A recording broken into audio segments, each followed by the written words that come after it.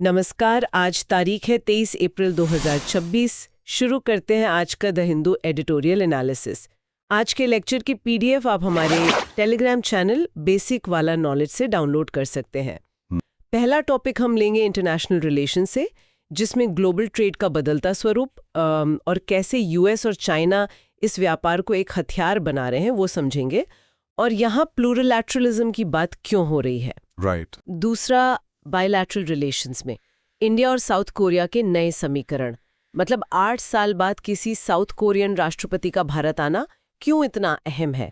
तीसरा मुद्दा social justice और पॉलिटी से जुड़ा है, जहां महिला आरक्षण की असलियत पर बात होगी।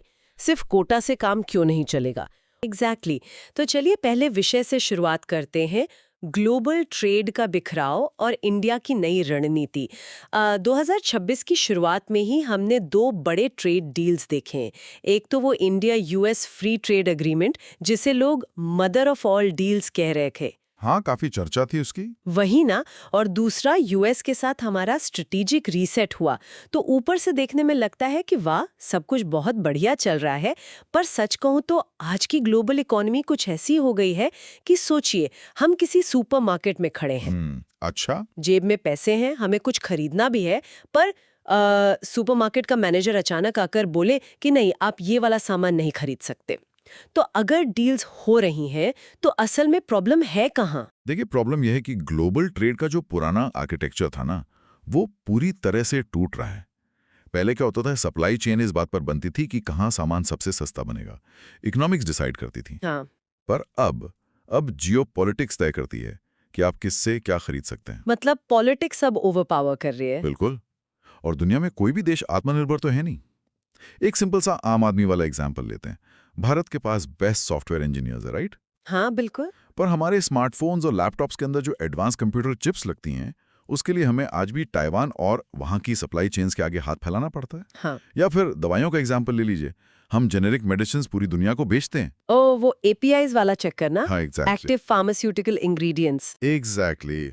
उस दवाई का जो मेन केमिकल है, एपीआई, उसके लिए हम आज भी भारी मात्रा में चाइना पर डिपेंडेंट है। तो मतलब अगर कल को चाइना ने एपीआई भेजना बंद कर दिया तो हमारी फैक्ट्री में बुखार की दवाई बनना भी रुक सकती है। हाँ, और इसका असर सीधा आम आदमी की जेब और हेल्थ पर पड़ेगा। इसे ही आजकल वेपनाइजेशन ऑफ ट्रेड कहा जा रहा है, जब कोई बड़ी पावर इस निर्भरता को हथियार की तरह यूज करती है। और 2020 के गैलवान क्लैश के बाद चाइना ने तो ये प्रैक्टिकली करके दिखाया भी है। सही कहा। पर यहां ध्यान देने वाली बात यह है कि सिर्फ चाइना नहीं कर रहा ये सब। जिसे हम अपना सबसे बड़ा स्ट्रेटेजिक अलाय मानते हैं, यानी अमेरिका, उसने भी यही रास्ता अपनाया है। वेट, अमेरिका ने भी? आप वो अगस्त 2025 वाले टैरिफ्स की बात कर रहे हैं क्या? हाँ, वही। जब वॉशिंगटन ने अचानक इंडियन गुड्स पर एक्स्ट्रा इंपोर्ट ड्यूटी लगा दी थी। और रीजन क्या था? सिर्फ इतना कि भारत ने अपने एनर्जी नीड्स के लिए सस्ते दाम पर रशिया से ऑयल खरीदा था। उस एक कदम से मार्केट में काफी पैनिक फैल गया था। पर देखा जाए तो हिस्टोरिकली भारत ऐसी सिचुएशंस में हमेशा रशिया का एक जियोपॉलिटिकल काउंटरवेट की तरह इस्तेमाल करता आया है ना, ताकि यूएस और चाइना को बैलेंस किया जा सके। तो अब वो पुरानी वाली स्ट्रैटेजी कम क्यों नहीं कर रहे? क्योंकि यूक्रेन वॉर और उसके बाद लगे लगातार वेस्टर्न सैंक्शंस ने रशिया की हालत ही बदल दी है। रशिया अब खुद एक इंडिपेंडेंट काउंटरवेट बचा ही नहीं है। अपनी इकोनॉमी और पॉलिटिकल सपोर्ट के लिए वो पूरी तरह चाइना के ऊपर डिपेंडेंट हो गया है। अच्छा, यानी भारत के पास जो पहले एक रूम टू मनूवर होता था, जहां हम 2 सुपर पावर्स के बीच अपने फायदे के लिए नेगोशिएट कर लेते थे, वो जगह अब बहुत छोटी हो गई है। बिल्कुल।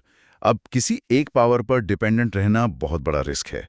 तो इसका सोल्यूशन क्या निकाला जाए? वही नया रास्ता क्या है हमारे पास? नया रास्ता है सेक्टोरल प्लूरलैटरलिज्म। थोड़ा आसान भाषा में बताइए इसको। मतलब देखिए, पहले हम बड़े-बड़े अलायंसेस बनाते थे, जिसमें 20-25 देश और हजारों अलग-अलग मुद्दे होते थे।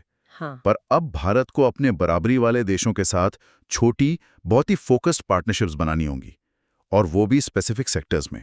ओके, छोटी और फोकस्ड पार्टनरशिप्स। हाँ, इसका एक बड़ा अच्छा हिस्टोरिकल एग्जाम्पल है 1951 का कोल एंड स्टील कम्युनिटी। उस वक्त 6 यूरोपियन देशों ने मिलकर सिर्फ इन 2 बेसिक इंडस्ट्रीज को आपस में जोड़ा था। उन्होंने अपनी सप्लाई चेन्स इतनी टाइटली बांध ली थी कि उनके बीच आगे चलकर युद्ध करना इकोनॉमिकली इम्पॉसिबल हो गया था। और यही छोटा सा एक्सपेरिमेंट आगे चलकर यूरोपियन यूनियन बना। पर एक मिनट, 1951 का यूरोप और आज का डिजिटल इंडिया, इनमें तो जमीन आसमान का फर्क है ना। कोल और स्टील तो फिजिकल चीजें थी, आज तो हम डेटा, टेक और एआई की बात कर रहे हैं। तो आज के टाइम में ये सेक्टोरल प्लूरिलैटरलिज्म ग्राउंड पर कैसे इम्प्लीमेंट होगा? वही तो हमारा मेन लेवरेज है आज की डेट में। भारत के पास जो डिजिटल स्टैंडर्ड्स हैं, जैसे यूपीआई, आधार, डिजी लॉकर, इन्हें कई डेवलपिंग देश अपनाना चाहते हैं। चलिए एआई यानी आर्टिफिशियल इंटेलिजेंस का ही एग्जाम्पल लेते हैं। आज एआई पर किसका राज है? एक तरफ यूएस की बड़ी टेक कंपनीज हैं और दूसरी तरफ चाइना का गवर्नमेंट बैक सिस्टम है। राइट? तो एक तीसरा रास्ता बन सकता है।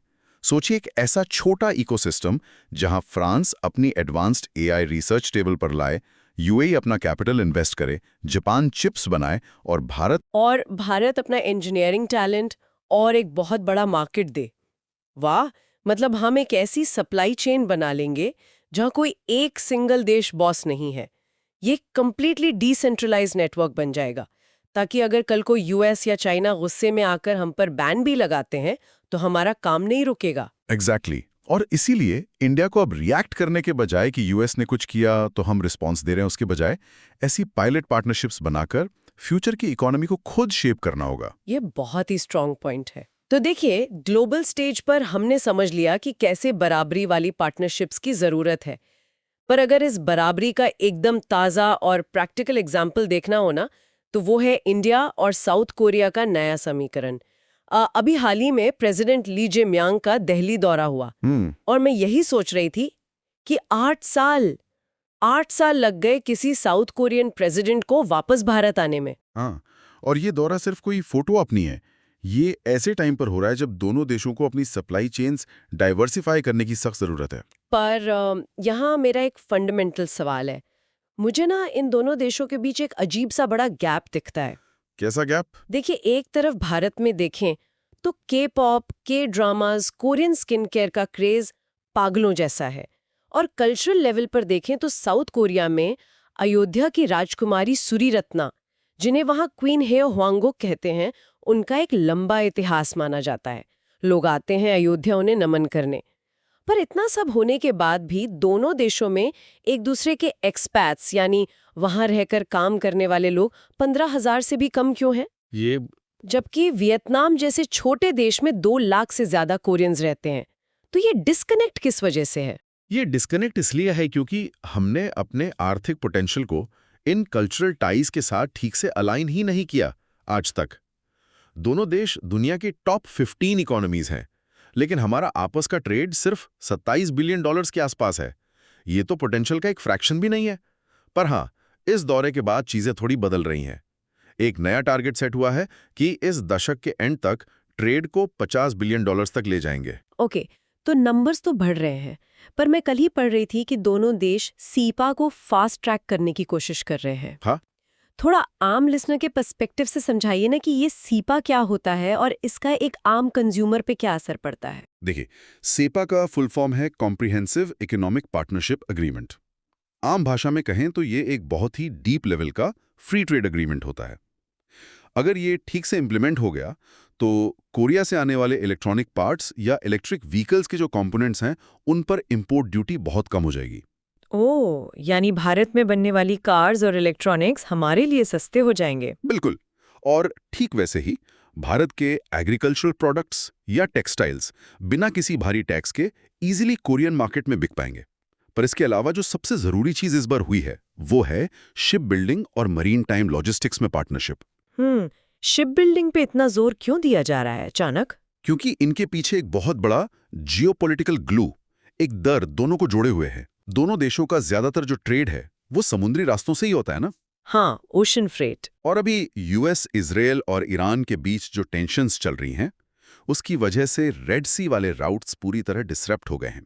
जहाज़ों पर हमले हो रहे हैं, इंश्योरेंस बढ़ गया है, जिसका सीधा असर दोनों देशों की एनर्जी सिक्योरिटी पर पड़ रहा है। सही बात है। अब कोरिया के पास दुनिया की बेस्ट शिप बिल्डिंग टेक है और हमारे पास सबसे बड़ी कोस्ट लाइन्स और ऐसी वर्किंग पॉपुलेशन है जो काम करना चाहती है।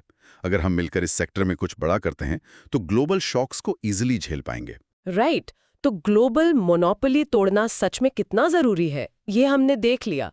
लेकिन जब मोनोपोली की बात आती है ना, तो मुझे लगता है अपने ही देश के अंदर एक्सेस टू पावर का जो स्ट्रगल है वो शायद सबसे बड़ा है। तो चलिए डोमेस्टिक रियलिटीज की तरफ चलते हैं और बात करते हैं महिला आरक्षण की। मेरा पॉइंट ये है कि महिलाएं वोट तो जमकर दे रही हैं आजकल, वो एक मैसिव इलेक्टोरल फोर्स बन चुकी हैं। तो फिर टिकट मिलने में या चुनाव लड़ने में इतनी दिक्कत क्यों आ रही है?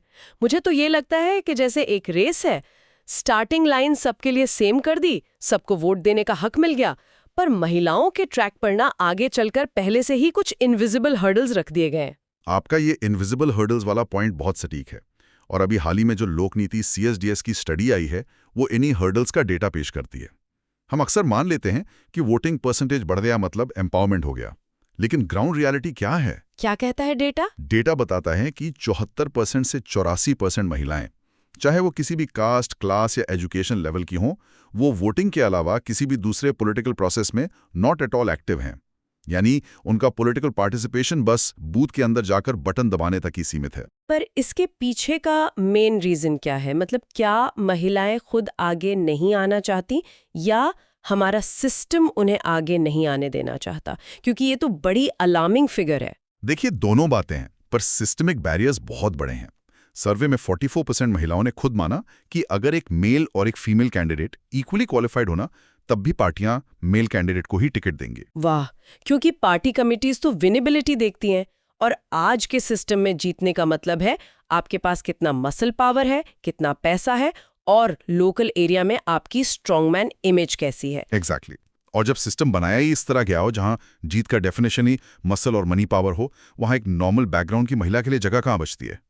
लेकिन इस स्टडी में एक और डेटा पॉइंट है जो सबसे ज्यादा चिंताजनक है। वो क्या है? 17% महिलाएं खुद ये मानती हैं कि महिलाओं को पुरुषों के खिलाफ चुनाव नहीं लड़ना चाहिए। वेट, क्या 17% महिलाएं खुद ऐसा सोचती हैं? हाँ। बाप रे, ये तो इंटरनलाइज्ड पेट्रियार्की का टेक्स्ट बुक एग्जाम्पल है।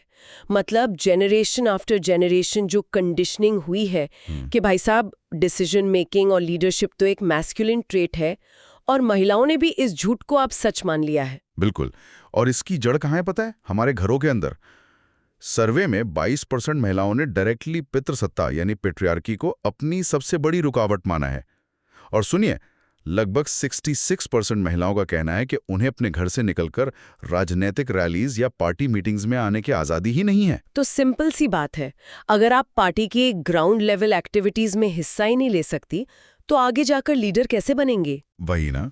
और इसीलिए सिर्फ 28% महिलाएं आगे चलकर एक्चुअली पॉलिटिक्स में आने की इच्छा रखती हैं। इसका मतलब तो ये हुआ कि आप चाहे पार्लियामेंट में 33% कोटा पास कर दीजिए या 50% कर दीजिए, जब तक ये ग्राउंड रियलिटी नहीं बदलेगी ना, तब तक ये कोटा सिर्फ एक बैंडेड बनकर रह जाएगा। बीमारी तो जड़ में है। सही कहा। सिर्फ कानून पास करने से महिलाएं पॉलिटिक्स में नहीं आएंगी। जब तक पार्टियां अपने टिकट बांटने के प्रोसेस को ठीक नहीं करती, और सबसे जरूरी, जब तक घरों के अंदर उन्हें ट्रू ऑटोनॉमी नहीं मिलती, आरक्षण उतना कामयाब नहीं हो पाएगा। बिल्कुल। खैर, इस गहरे सवाल और इस मज़ेदार चर्चा के साथ ही हम आज का ये सेशन यहीं समाप्त करते हैं। हमारे साथ जुड़कर इन मुद्दों को समझने के लिए आप सभी का बहुत बहुत धन्यवाद। मुलाकात होगी अगले डीप डाइव में। नमस्कार।